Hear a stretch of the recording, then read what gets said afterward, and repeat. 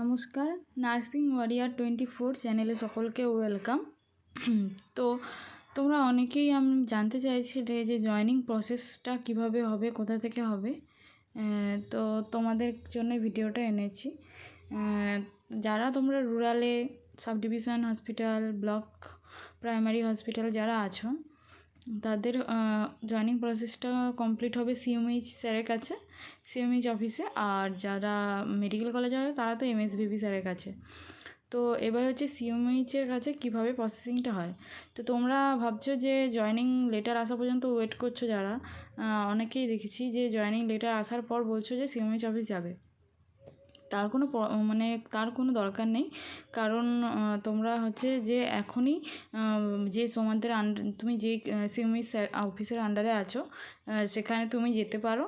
সেখানে গিয়ে তোমরা এখন থেকেই হচ্ছে যে চালানটা কাটিয়ে এবং যে মেডিকেল ফিটনেসের যে স্লিপগুলো আছে, টোকেন আছে, সেখান থেকে দেওয়া হবে। তো তোমরা সেগুলো নিয়ে মেডিকেলও চেক আপ করে নিতে পারো এবং সিগনেচারও করে নিতে পারো, ঠিক আছে।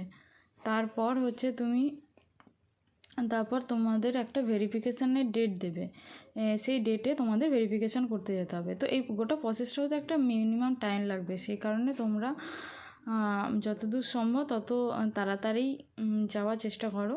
কারণ যেদিন যাবে সেদিন হয়তো চালানটা কেটে মেডিকেল ফিটনেসের যে টোকেনটা আছে সেটা দেবে।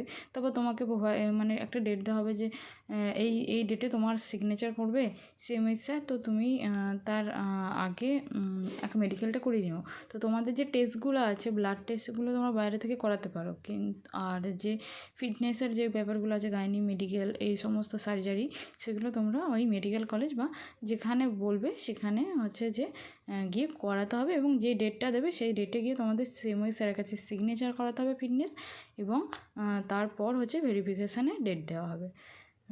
তো এটা হচ্ছে মেন প্রসেস, এটাই বলার জন্য ভিডিওটা করা।